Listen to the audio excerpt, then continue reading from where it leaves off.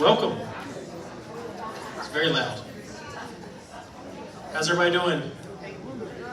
How am I sounding in the back of the room? All right. This group back here is feeling rowdy today. First, before we move to our moment of silence, anyone brave enough, by show of hands, is this your first town hall meeting? We'll get to you momentarily. I think I see one. Yeah, welcome. This is what we think a pretty important meeting where we provide updates and opportunity for Q&A. So thank you for coming. We've got a good agenda, but let's start with our moment of silence, please.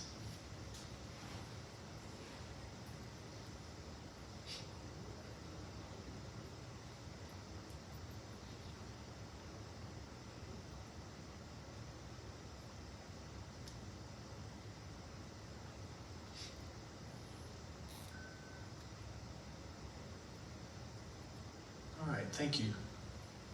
I never know how long or short to keep those. So here's our agenda for today. Got a full house. But first, I want to take you on a little journey here. We call it the Circle of Life. Anyone want to guess who this is? Okay, I hear some murmurings, no real answers. That is Steve Mentor. Why is that important? Because there he is, holding his son. And there is Steve's son, holding his son. So, congratulations to Steve, who became a grandparent this weekend. And drove all the way back from Florida to be here for this meeting.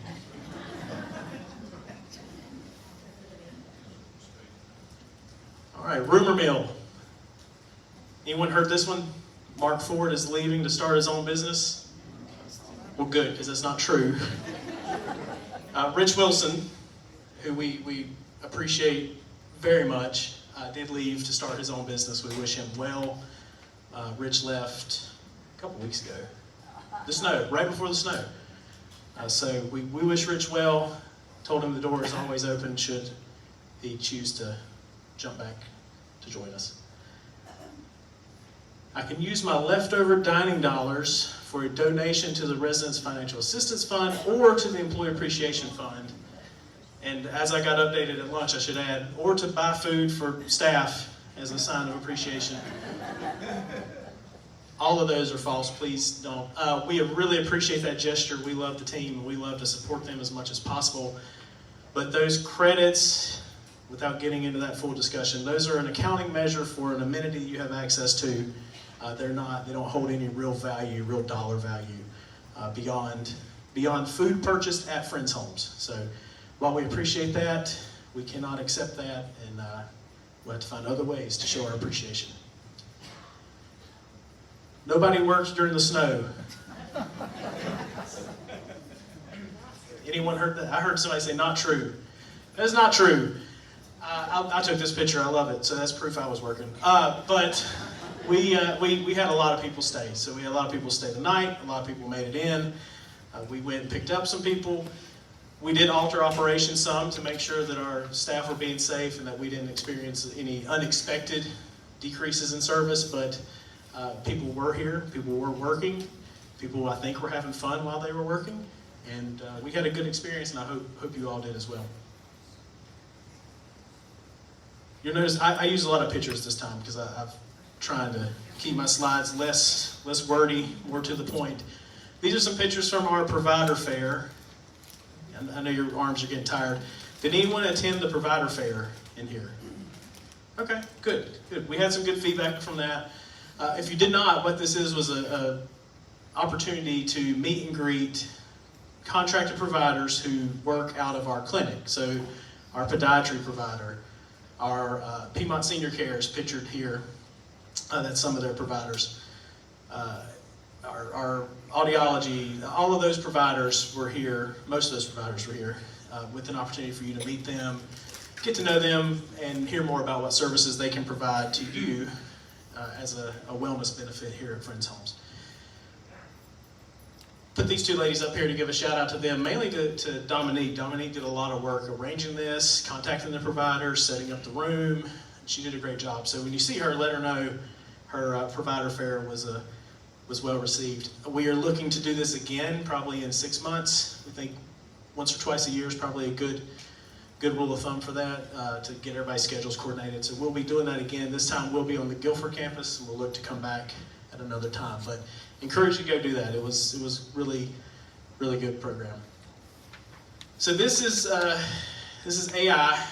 I went to an AI image generator and I said, can you generate residents of a retirement community who are really excited that their TV problems have come to an end?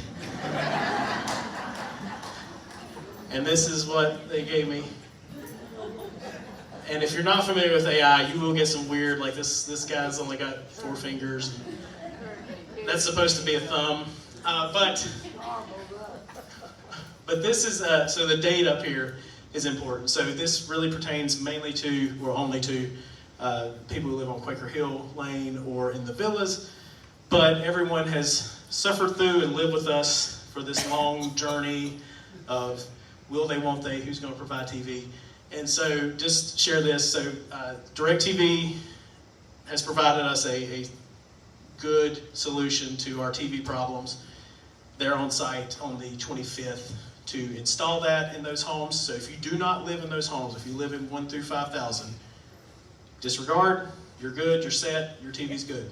If you're someone who has struggled with TV services for the last 2-3 years, March 25th is a day of joy for you, and we will all be here to help. If you missed the information sessions that were yesterday, they are on site in the admin conference room until 4 o'clock, I believe. So you can go by, ask them some questions, sign up for your installation, and get any information you may have missed. I'm not going to cover all of that because it doesn't pertain to everybody, but we are excited, just as excited as these guys. Hopefully my last month of doing dining updates, because Tim is with us. So I'm going to welcome Tim to come up. I did take some notes over in the corner. So he will cover all this in much more detail, but Tim's experience is very welcome here. So going back to 1991 into the 2000s, Tim worked as a chef and the executive chef. He transitioned into healthcare dining services at Edgewater Hospital and worked for Morrison for 2002 to 2007, 13 years, excuse me. So I should have done my notes earlier, but tried to do them right before this. We stole him from a company called Aramark, which is similar to Morrison. He was working as a regional director serving nursing homes. How many? Up to 10 nursing homes. 10 nursing homes. I'm going to turn it over to him. He's doing a much better job with this. So thank you very much, everybody. Really happy to be here. I was here last night for the event. Was really well received, I think. So I appreciate everybody I talked to and everybody welcoming me. As Matt said, I've got a pretty well balanced background. I started out as a chef in hospitality, hotels and resorts, some private restaurants initially, and then I worked my way into healthcare. Became a chef at a hospital, and people would say, "Oh my God, you're a chef in a hotel. Why would you go to a hospital?" Well, because I went to work at 6 in the morning and was gone by 2 o'clock in the afternoon. That's why I did it. I wasn't there till midnight every night at that point. So that was my transition into healthcare was as a chef, and then later on I got involved with buildings such as this. CCRCs, a company called Classic Residence by Hyatt, which transitioned into V, and I worked for them in Florida for many years. In fact, Jordan and I worked for the same company. We never worked together, but we know a lot of the same people and a lot of the same accounts, so we had that relationship. And then I worked for another company called Axe Retirement Life, which is a very well established not-for-profit chain of CCRCs up and down the East Coast. Then I went back into healthcare again for a number of years, for 13 years. I ran hospitals in South Florida, and I was up, the last hospital I actually ran as the food service director was over here in Winston-Salem, Forsyth Medical Center. So I was there for 5 years.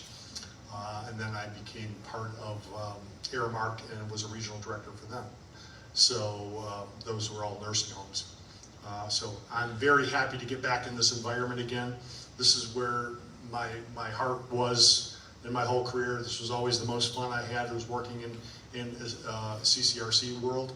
And I was so thankful to see that this job became available, and spent many interviews with Matt and Jordan and the people from Compass Group, from Morrison's, to get to this point. But my first official day will be Monday, and I'm just kind of here today and yesterday kind of scoping things out, and got a few things I've got to do tomorrow and Friday, but Monday will be my first official day, so don't knock me over the first week. Give me a little time to even figure out where all the dining rooms are at, and then we'll go from there. But I'm very excited to be back working in this environment, and this is a beautiful property. Everybody's been so welcoming so far. It's well taken care of, and I'm really happy to be here. So thank you very much.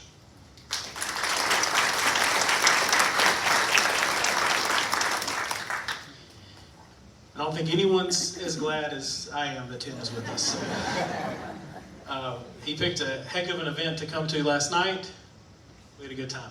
So real quick, and then I'll pass it along to everyone else who I'm sure you're eager to hear from. What have we been up to in dining? So I mentioned snow. We had several rounds of snow that we had to address.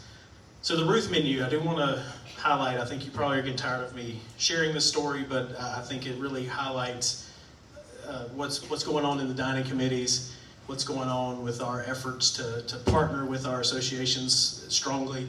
So the Ruth menu has been up was due for a refresh, and we had some feedback from residents, from the committee. Came time to revise that menu, so we went to the dining committee, which at the time was meeting separate. We met with that committee, and at their request, they said, well, let's once you put something together, bring it back, let's dialogue about it. So Nick, really Brent, and Alex Hedrick, if you don't know them, you should go try their food over in the Ruth. They put together a really ambitious menu. It was a huge departure from the style of service, the style of cooking that was done at the Ruth traditionally, and the committee loved it. The committee at the time did not have some of what I would consider our biggest critics on it. So we asked the committee how they felt about us getting a focus group together and intentionally picking some people who have shared at times harsh feedback about the menu at Ruth. And so we did that, and it had members of the committee and members of that group, and it had members of the West Dining Committee who were starting to sort of meet together, West residents. And so we had a really good workshop where we kind of hammered out feedback and had a lot of input and dialogue back and forth, and put out a really strong menu. And I, for one, am proud of that, and I think the residents who participated are proud of that. They've given good feedback, and so I encourage you all, if you get an opportunity to go eat at the Ruth, try the new menu, and let me, and soon let Tim know what you think about it. We've had a number of special events, just a couple up here. Valentine's, Mardi Gras last night. We've put out a request, for some demonstrations on reservation platforms and softwares. So we continue to work on our end, promoting reservations as a way to avoid excessive wait times. We obviously have some events that are going to require reservations. As I shared with you all before, our end of that is we need to do reservations pretty dang well, and right now I wouldn't say we do that. So we've requested from a couple platforms to come in, show us a demonstration of your product, one of which is our current POS system, Full Count. They have a really robust platform, so we're going to get a demo from them, and we'll go from there. Catering menu. So those of you who've met Cody is our catering chef, which encompasses much more than just a resident event. It's all of our programs. So Mardi Gras was Cody, Valentine's Day, these are all things that Cody takes the lead on. And part of that is we get a lot. We've had a really big increase in people wanting to have birthday parties here, wanting us to cater their meal. I have family coming in for the holidays and I want to treat them to a nice meal here. You can do that. We've got a chef to help with that, and what we've done is put together a catering menu. So if you're having a birthday party, an anniversary, we have a menu that's got some selections on it for you to help make that process, that planning process, easier for you. So you would see Susie Hudson, our event coordinator, and through our software that we reserve rooms and that kind of thing, we have a menu that you could look at with her. You can always request a custom menu. There is some time frames that we would request you to do that, but Susie can share all those details with you. And then you all should have received, or did receive, a what I'm calling a pulse check. So over the last 2 years, we've put a lot of effort into our dining program. And we hear from most of you generally positive feedback, and we still continue to welcome all feedback. And we need to hear the negatives as much as we need to hear the positives. But I've had a few people say, we're hesitant to do a comment card, or we don't have time to do the happy or not. And I don't want to put myself out there in a meeting. And so we felt that it would be worth just taking a temperature of how we're doing. Are we on the right track? Worked with Pat before he left in the dining committee, and Nancy, who's the chair at the Guilford committee, to come up with this survey. And so that went out, had huge response, and I will share more about that. We will take that to the committee, let them dissect that, and we'll talk a little bit more about that. But that's what we've been doing. So what's next? So I mentioned the Ruth menu, but physically, the Ruth also needs some love. So we are in the process of planning and executing a refresh of that space physically. We've got a focus group of residents who are working on that, working with us on that, and more to come as we get into the rubber meeting the road, so to speak. I mentioned the catering menu. We are in the process of finalizing our catering policy, which includes some of those things of if you want to have a party, there's a certain amount of time that we need to prepare for that, order food, get everything we need. There's a certain requirement for labor. So if someone's going to be setting up, cleaning up, all those things, we need to have that clearly spelled out in the policy. The volume of catering that we do has really increased. And so we've got that finished. We're in what I would say final revisions on our end.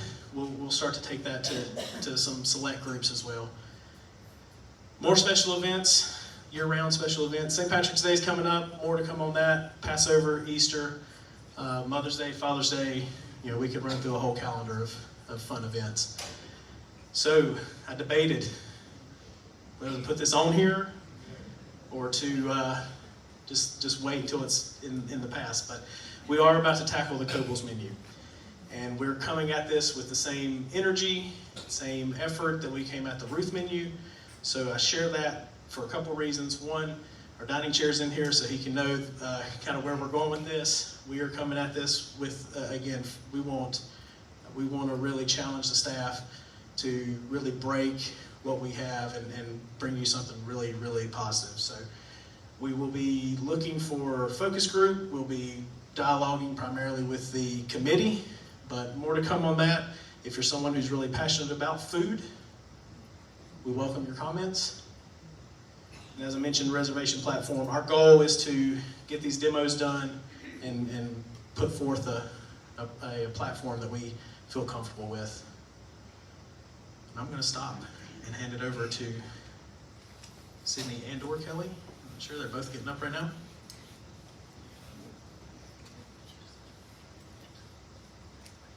Hello everyone. For those of you who don't know us, I am Sydney Spearing, the Resident Services Coordinator here at West. And this is Kelly. I'll let her introduce herself when she's going to talk. So we just have a few quick updates for you. I know that there's some interest in volunteers and a volunteer program here. So I have taken the lead on that and we've been working on a handbook. I've met with some residents, got that together. We are also meeting with administration to go over it, make sure that we're all on the same page. And as we have more information for you, we will be putting that out. There is a page on CareMerge already labeled volunteers, and that has some information on it, some volunteer opportunities, how to contact me if you're interested. If you don't see an opportunity listed and you think of something that would be a good opportunity here, I would love to hear about that. We really want to help people tap into their passions and talents to be able to help others enjoy their life and thrive here. And then we wanted to also remind you, this is the last bullet point, that we did a recent handbook revision. I keep saying we, but it happened while I was out, so I did not have anything to do with that. Matt worked with a group of residents to add more detail for when a resident passes away, the process for family members and what to expect during that. So that has been added to the handbook and it has been posted on CareMerge. So if you would like to read that a little bit further, you can check the handbook page on Icon. Sorry, I kept calling it CareMerge, on Icon. If you have any further questions about that, I'd be happy to show you where it is or answer any questions that you have. And here's Kelly. Hello everyone. As Sydney mentioned, I'm Kelly Hodges. I'm the Resident Services Coordinator over at Guilford. Sydney and I work really closely together, but we're dividing a couple of things that we're tackling. So Sydney's focusing on the volunteer program, and I'm looking at our private caregivers, private duty personnel information. So I wrote notes to remind myself, to remind you guys. So at Friends Homes, we understand that sometimes you need a little bit of extra assistance, so that may be private caregivers. Since these caregivers are hired directly by you or your family, that means there may be some visitors on campus that we're not always closely monitoring. So just to ensure safety and well-being, we're asking that you let me or Sydney know if you have caregivers coming on campus to help you out, just so that we're aware. We want you to be independent, and as long as it is safe for you. So if you require caregivers, that's fine. We just want you to let us know. So one, we know who's on campus and when.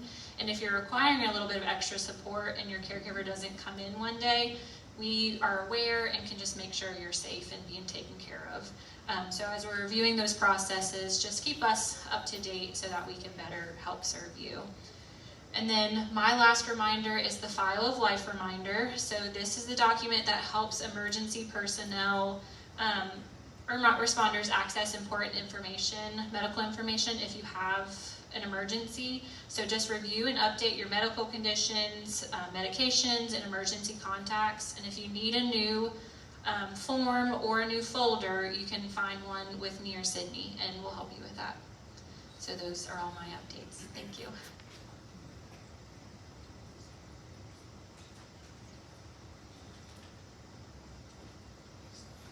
All right, good afternoon. My name is Whitney Ariza, and I am excited to share 2 updates with you.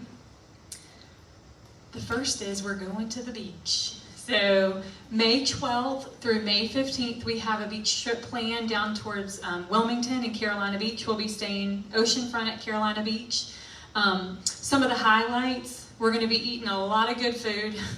All your meals are included in the price of the trip, except for the travel days, which will be at Smithfield's Barbecue and Cracker Barrel. But all the other meals are included. We're going to go to the one I'm most excited about, the Karen Beasley Sea Turtle Rescue. They're going to do a private tour for us, and that is, where is that? Topsail? It's at Topsail Beach, the Sea Turtle Rescue is. We'll also see the battleship, the aquarium. We're going to take a Sunset Riverboat cruise, and then we're going to go to Airlie Gardens as well. So there's a detailed itinerary, very detailed, in the back of the room. I think Hannah's, where is that? Right on the table back here. Oh, right there, right by the door as you leave. There's a detailed itinerary, so you can get more information. Kayla's showing that right now. And then if you're interested in signing up, there's a form that you would fill out, and you would return that to either me or to Hannah, and we'll keep track of that. So the prices range from $7.99 for double occupancy to $11.40 for a single occupancy. And another exciting thing about this trip, the first time we've ever done this, we are renting a charter bus. So we will have a Holiday Tours bus. It's a very nice, comfortable ride. It has Wi-Fi, and it'll be a smooth ride all the way down to Wilmington, and we'll have a driver as well. So that's exciting. And then the other thing I want to share with you is on March 17th, St. Patrick's Day, the Hub is turning into a pub. So we're going to have a really nice meal that dining will provide. Reservations are not required. So you can just show up and be ready to eat a good meal. We're gonna have entertainment, some Irish music, we'll have it all decorated, and we'll all be dressed up. So we hope you'll join us for the conversion of the pub into a pub. Okay, and now for the really exciting updates from Jasmine. We've got a big day coming tomorrow, and she's wearing her purple. Hello, everyone. So, tomorrow is the day we are finally going to have the Olympics. I know you've been seeing it through announcements, you've been seeing it through the connections, and it is here. We are asking you to come and support our athletes. They have been practicing and training for this day. Opening ceremony is going to start at 10 o'clock right here where you are sitting. And 10:30, we're going to have table tennis in the sports court. 10:30, we're going to have corn toss here in the living room. And then 11 o'clock, we're going to have billiards in the game room. And then we're going to close it out at 1:45. We would love to have you here to cheer and support the team. I'm gonna jump in, Jasmine. Yes. We want this room full tomorrow. If you can come at 10 o'clock, even if you're not participating, we would love to show the other communities how Friends Home supports each other. So we've got athletes that are participating, and we'd love to have you here for it. We'd love to fill this room. Yes, and then last reminder, because I believe there was an announcement already that went out, is Kobol's will be closed, but the hub will be open. So Kobol's is closed tomorrow. Yes, we're going to have about 100 people eating in Kobol's because of the Olympics, so that's why we're closing. And I'm going to repeat that. We're going to have about 100 people eating at Kobol's. That's why we are closing Kobol's. So we have a big crowd coming, so we're just so excited. And the hub will be open. And the hub will be open regular. And then another exciting event is our Spring in Your Step 5K. So actually out here we have our registration table for those who have not signed up, which I know every single person in this room will do it, right? And if you're saying, well, Jazz, I don't want to run, I don't want to walk, but I still want to donate, yes, you can still register. And you don't have to actually go through it. But we would love for you to still walk or run the race. We have the 5K, but we also have a fun run, which is about a mile around the campus. That's going to be April 26th, which is coming up soon. 5K starts at 9:30, and then our fun run will start at 9:45. We're going to have food, we're going to have a DJ, and we're just going to have so much fun. Last year was such a great success, and we really would love to reach about 175 was our goal, right? 175, so you can help us reach that goal. Okay, upcoming programs. Talking about the 5K, we actually have a program to help you walk/run, either or. It's called our Couch to 5K, which is on Tuesdays at 4:30 p.m. and today, Wednesdays at 2:30 p.m. This is just a way for us to help you, keep you accountable. If you have any questions, lead you through a warm-up. How do I even start? How do I even train? That's what these sessions are for. Encompass Wall Talks. This is a really neat program that we are bringing here to Friends Homes. It is an 8-week weight loss program that we have put together. Kayla McBain, if you would just wave your hand back there. She is our wellness coordinator, and she is our guru that comes, that just knows all about fitness, and she's going to be partnering up with our dietitian here at Friends Homes. This is a small group that we will walk you through 8 weeks for accountability, leading you through this program. Now, this Well Talks is just going to talk about what this looks like. If you're interested, you can sign up during our presentations. Thursday, March 13th from 2 to 3 at Guilford Living Room, and then Thursday, March 20th from 2 to 3 West Living Room. If you're interested, please come to the Well Talk so you can learn more about this program. Guilford drop-in hours have changed. If you attend to the Guilford Fitness Center, Kayla McBain will be there Thursdays from 9 to 11 starting March 13th. And then any March birthdays, yes, well, I hope so. Come to the monthly senior fitness assessment. This is a way so we can have a baseline of your overall strength and just your functional assessment. Tuesday, March 18th at 11 here at West LEC, Life Enrichment Center, and then Thursday, March 27th at 2 p.m. If you have any questions, please feel free to reach out to me or to Kayla McBain. And I think that's it.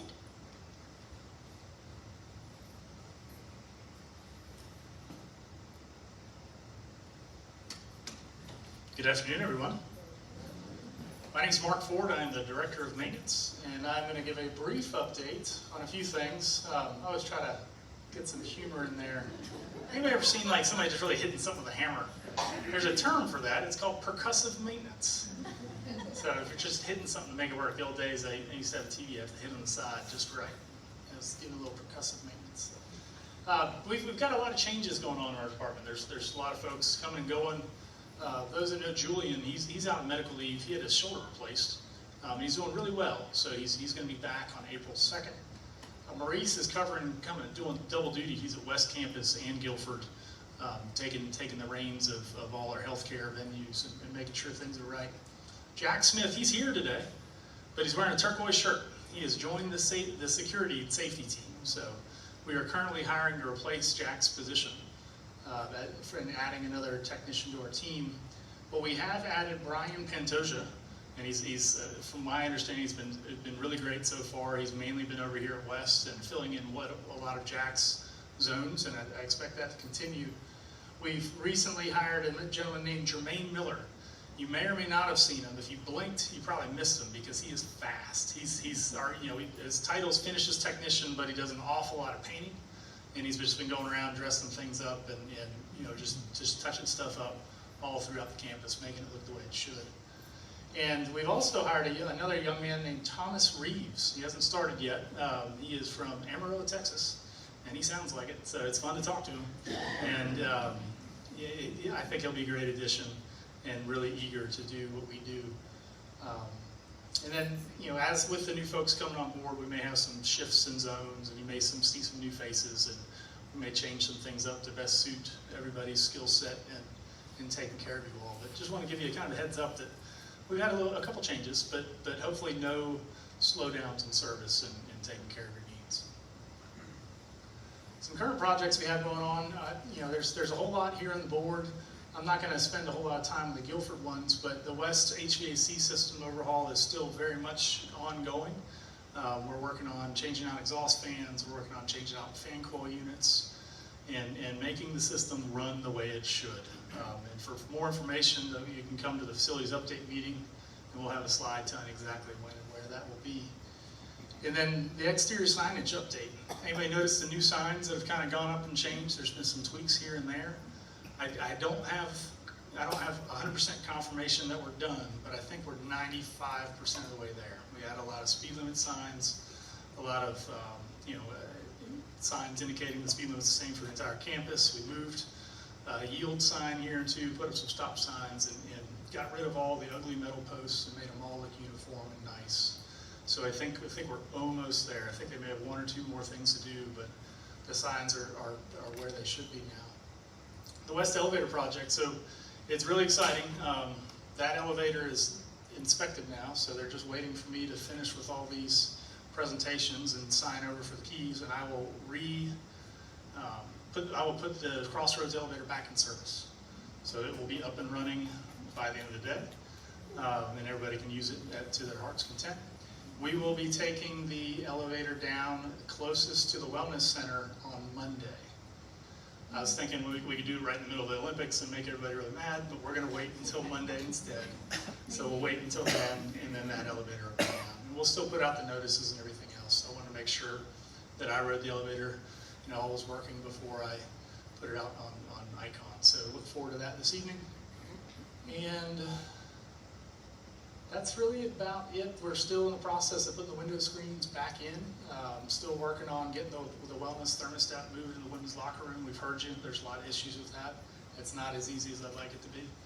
And anybody who's over the loading dock this weekend at Guilford, I'm sorry, but that sewer line is replaced. So those odors from the loading dock are gone now. Some notable updates, Grab Bar project. We're looking to, again, same thing I've said for a few months now, that project will start in the spring. I expect to have a formal notice to you describing more in detail what that looks like before the next town hall. And if I'm not mistaken, we'll likely have a focused meeting specifically about that Grab Bar project, potentially one or two, depending on the need. So that information will be coming, and we'll be sending floor plans and giving you really in-depth details of what does that mean? What does the Grab Bar project mean? What am I getting? And do I want to be a part of that? The West Main lobby renovation is coming up. So again, after the Olympics, we'll be closing. Closing's a strong word. We will be renovating the front lobby. There'll be parts and places where we're working the ceilings, we'll be working on the desk. That we'll always try to maintain access through that space as much as possible. If for whatever reason we do need to entirely close it, we will, but we'll be redirecting you at certain times to walk further away from the front desk while we're replacing the front desk. Or we may, redirect you out of the area with the carpet while we're working on the ceiling in that space. So we're just making it better. That was some suggestions given to us by some residents, and we're able to work that in this year. And then the main lobby door, we ordered it, and it takes 4 months to get. So we're about a month into that waiting period. So in 3 months, right around the same time that lobby project's all wrapped up, we'll have a new set of doors on that front entrance. And then the last thing I wanted to mention is the West Resident Lounge HVAC replacement. So over at the Resident Lounge area, that HVAC system's on its last legs. Fortunately, the heating portion is still working somewhat, but the air conditioning system will not. So it's my goal to have that 100% changed before it gets hot outside, so that air conditioning system's working really well. It'll be exciting. We'll need a big crane. We're going to park it in the front yard, essentially, out in the front circle, and we'll be lifting that big unit back and forth. And we'll let everybody know when that's going to happen. I expect in the next couple weeks we were able to move that timeline up pretty significantly. And I mentioned it briefly earlier, the facilities update meeting, West and Guilford.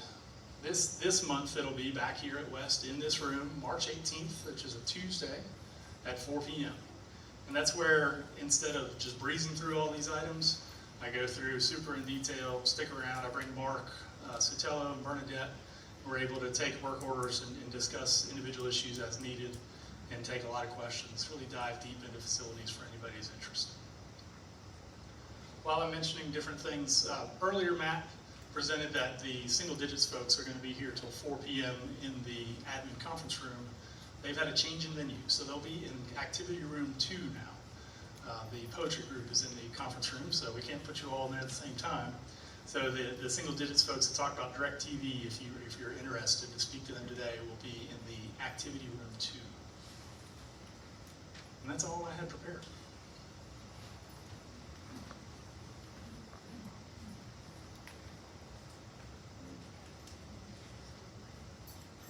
Hey everybody, so I'm Daryl Shores, I'm the EVS and Grounds Director, but mostly today I'm going to focus on some grounds projects that we got going on. For those that get to travel and go to the Guilford campus, the front entrance of Woolman, there's the gazebo right there. That's always been kind of considered the front entrance for our campus, especially at Guilford. So the idea would be is completely pull all that plant material out. Some of that plant material will be reused, so it's not all going to be thrown away. But the idea that we're going to go with is a total refresh there. So all new plant material, having evergreens, some pockets of color, so we'll have annual flowers swapped throughout the year. Really pulling in all those blue containers and whatnot that we kind of have at both campuses. So just adding a lot more oomph to that space and really drawing your eye in. So as Mark mentioned, with the campus signage that we've been doing, a lot of that signage has been done at Guilford as well. So just emphasizing that, kind of pulling all those elements together so they just look real nice.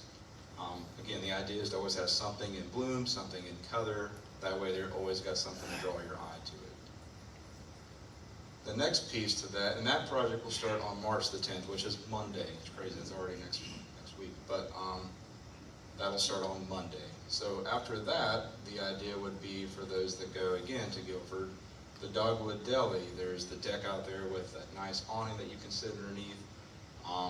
We've had some grading that needs to be done around there, but in that scope of projects, as soon as the gazebo is done, the landscape provider will be working on refreshing that whole area as well. So again, we're gonna use same kind of complementary color schemes, same planting kind of materials, and pull that back in around that dogwood deli. Redoing some of the turf and whatnot around there too, just because there were some of the things that happened.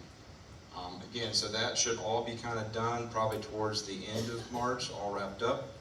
As soon as this gets done at that point, some of the ones that use the raised beds, those raised beds will be moved back into place and then you can start using them again. So just want to give that exciting news that we'll have in the next few weeks. So hope to have you guys come there and see all of it once we get it all done. On that note, I'm going to turn over to Jordan. Mine was not very colorful. I wanted it to be, but next time.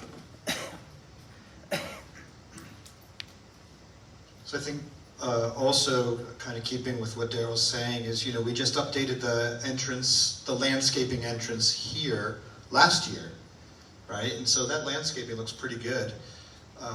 And last year, Daryl and I were looking at the landscaping at the Woolman entrance, and we said, boy, this is kind of lacking. And you know, the folks at Guilford deserve the same type of treatment as here. And so we want to make sure that it's just as nice when you walk into Woolman, that you have just as good of a first impression. Yes, that is our historic district, but you know, we have to keep that up too and make sure that it looks great. And that's exactly what Daryl's been working on this whole year, so we're looking forward to that.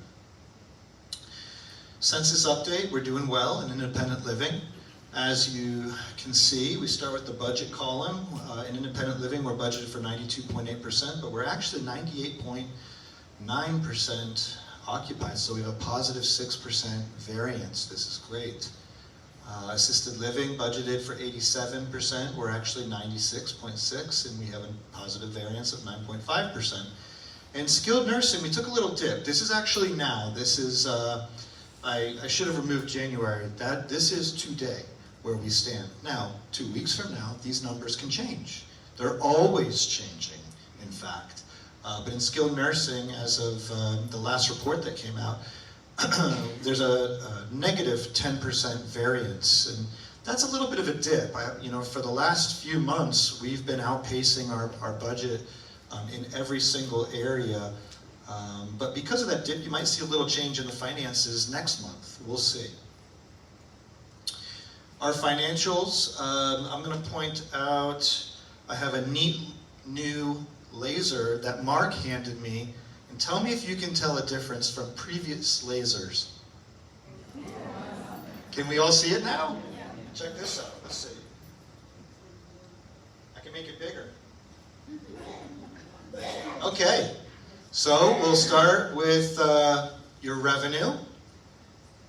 Our budget, $13 million for the month, and year-to-date, excuse me. And our actual is $13 million. So, but actually it's $13,479,000. So we have a positive variance of almost $400,000 in revenue. That means we've taken in more revenue than we budgeted, which is a good thing in general, because sometimes our expenses outpace our budget as well, and the two need to offset. But however, year to date, that has not happened. So year to date, we have a negative variance of $132,000. And so you might be wondering why. Why is that happening?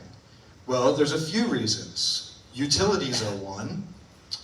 Our group health benefits, and that applies to our labor, the health coverage that we provide to our staff. We've had a number of expensive cases of healthcare utilization, and that's really the lion's share of this. We also have overages in our food expense and our supply expense. So they all come together to create that negative variance year to date. This is cumulative, keep that in mind. Our cash and investments are doing well. We're sitting at $83 million. Our outstanding bonds payable, that's our debt, $104 million, which is why it's so important to have a healthy investment portfolio. We have collected $2.4 million in entrance fees year to date compared to a budget of 2.1 million, which is wonderful. And then we have spent 1.2 million in capital projects compared to a budget year to date of almost 1.6 million. Mark, actually Matt even, a couple folks talked about projects and things that we're doing. We talked about the lobby, we talked about some ACs, we talked about, I mean, there was just a list up there of projects and things that are being done. Daryl talked about the landscaping. That all goes into this bucket. And our budget for the year is 4.7 million for those types of projects. Some of these things you see, like the landscaping at the main entrance. And there's a lot of things that we do to keep these buildings running that you may never see. Things like AC projects. I have a invoice sitting on my desk to review and approve for $245,000, and it's all AC related. So not fun stuff, but it's a reality of this community. I'm very thankful that we have such a healthy CapEx budget. There's a lot of communities that don't. Charity care, we always set aside 5% of our revenue for charity care, to meet that charity care need. We do that because that allows us to maintain our not-for-profit status, and we avoid having to pay certain taxes as an organization. So it makes sense for us to set aside 5% of our revenue each year. Our goal for this year, or what we propose as needing for 5%, is 2.1 million. So there's a portion of it right there.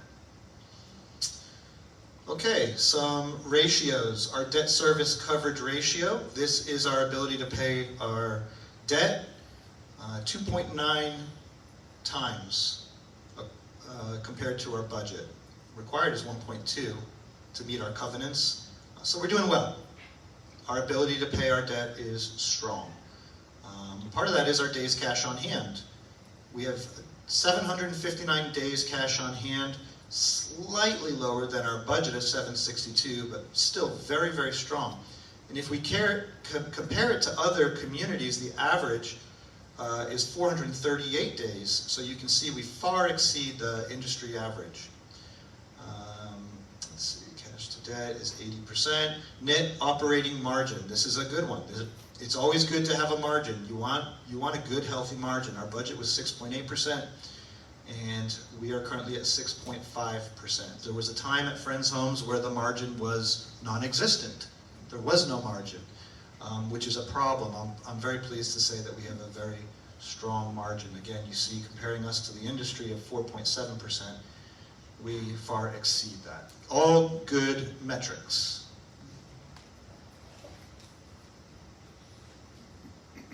Still with me?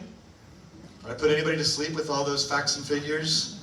Okay, we're in the home stretch here. Some master planning updates. Now you all know that for the last year we have been working on a master plan, sort of asking ourselves, what's the future of Friends Homes? What are we going to do with our buildings?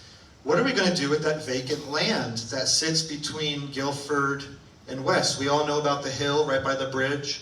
What is next for Friends Homes? And there was a multi-phase plan that was created in 2017 with the help of residents and the Board of Trustees. We completed the first phase of that plan with our expansion units, Ridgecrest, the Villas, Quaker Hill Lane, the update of Coble's dining room, and the addition of the hub. Well, that phase, all those phases of construction were all very, very successful. And so we recently, last year, asked ourselves, what's next? And as we looked at that multi-phase plan, we all came to the same conclusion that things have changed a little. The market has changed. We've been very successful with our first phase, but we need to look at this again. And so we went back to the drawing board and we assembled a resident task force to help us with this discovery. We assembled a management team task force and the Kintura leadership team.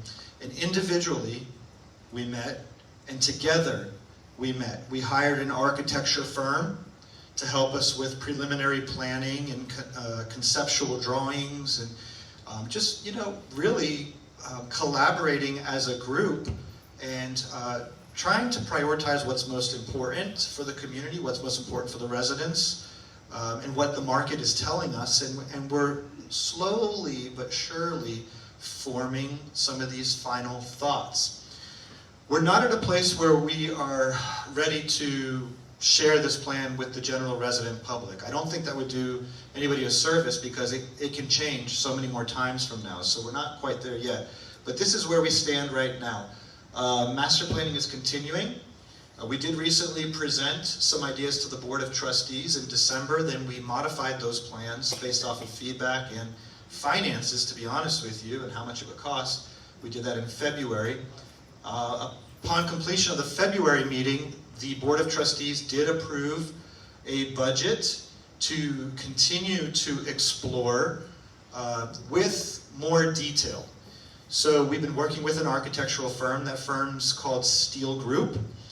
But now we're going to branch out, and we're going to reach out to some builders, we're going to reach out to some engineers, we're going to look at the civil site, and we're going to dig deeper. And in order to do that, and in order to do that with detail, it costs money.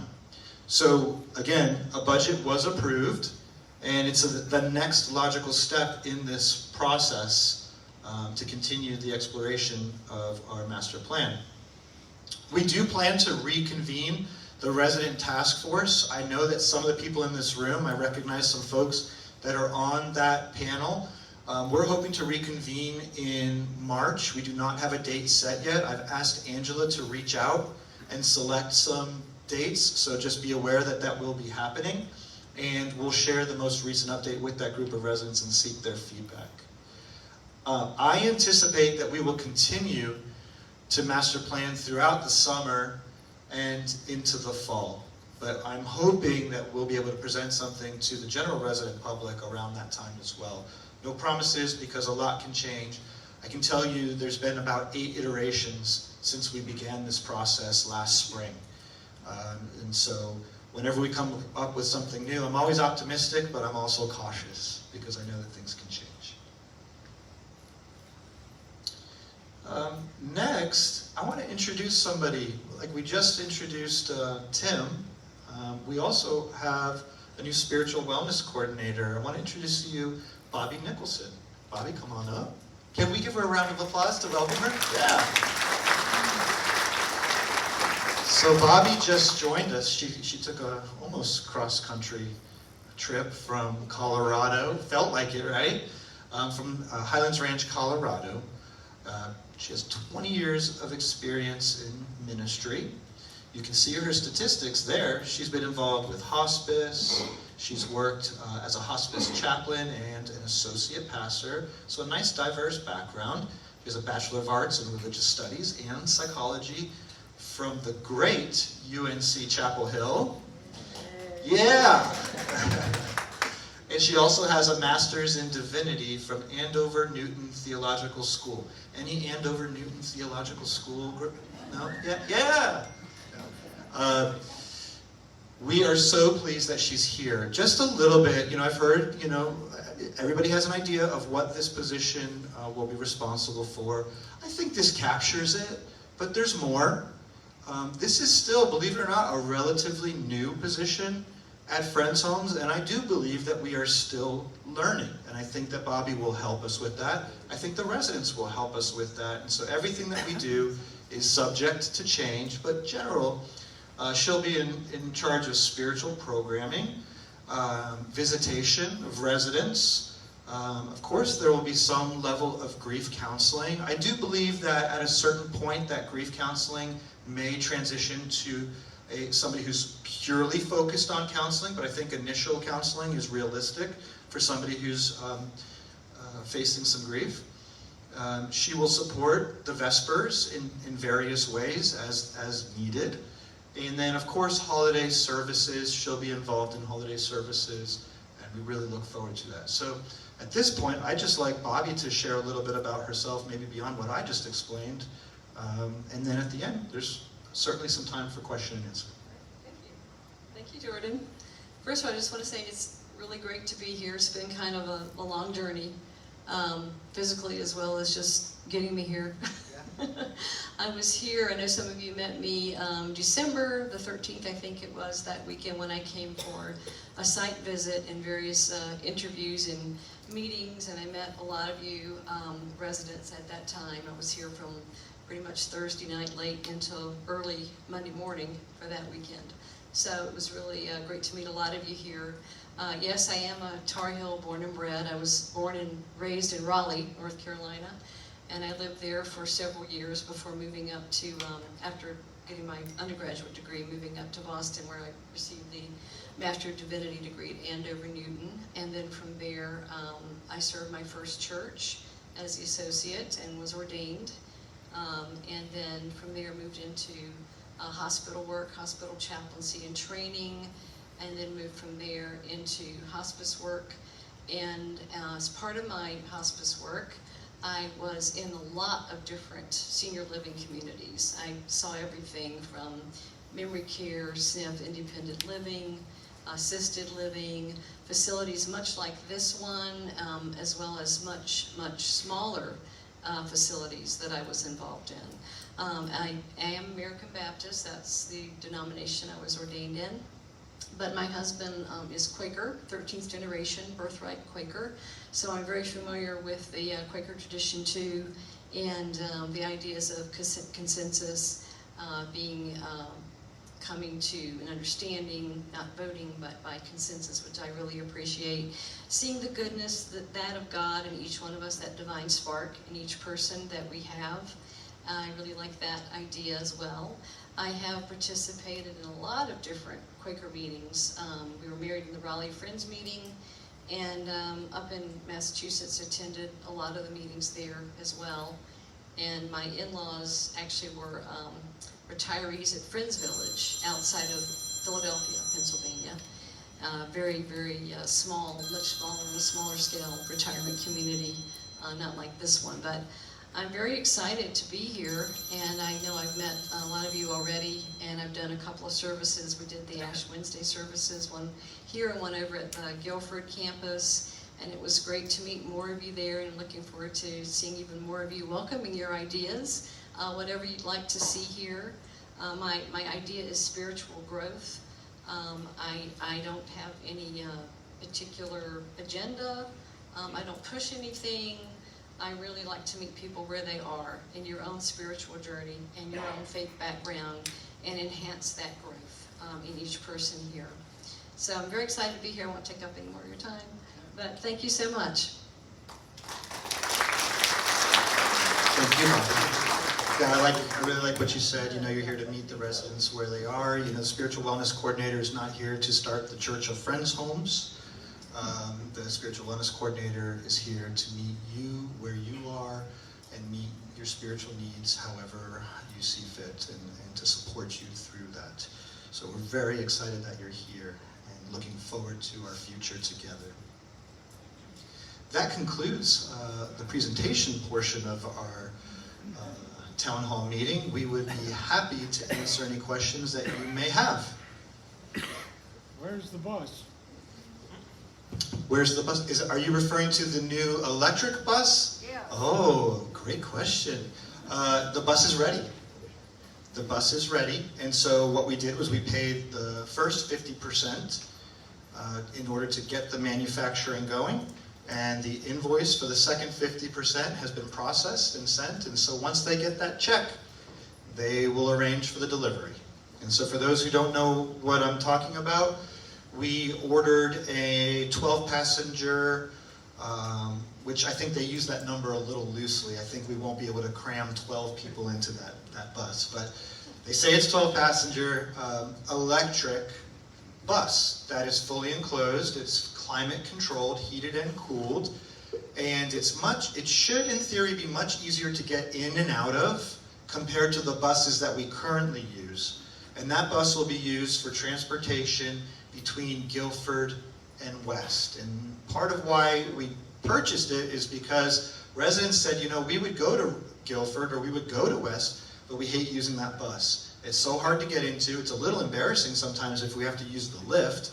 And if you could figure out a way to make it easier, we would cross-pollinate between the two communities And so we're hopeful that that's exactly what will happen. The bus will be stored at West, and we're looking forward to testing this baby out.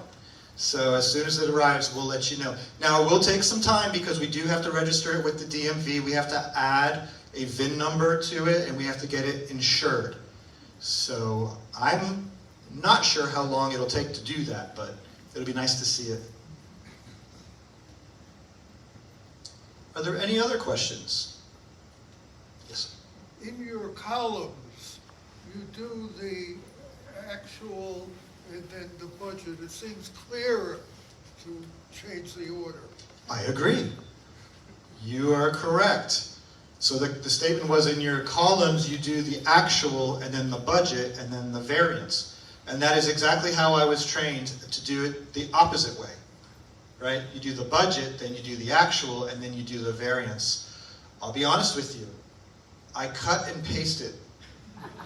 And so if I wanted it any different, I'd have to create a whole new format, and I haven't done that. So you're 100% right. Any other questions? Yes? Is Coble's closed all day tomorrow or just lunch? Just for lunch. So if you didn't hear the question, is Coble's closed all day tomorrow or just for lunch? Just for lunch. I sent you an email. Okay. Happy to answer any last questions, but hearing none, thank you for joining us.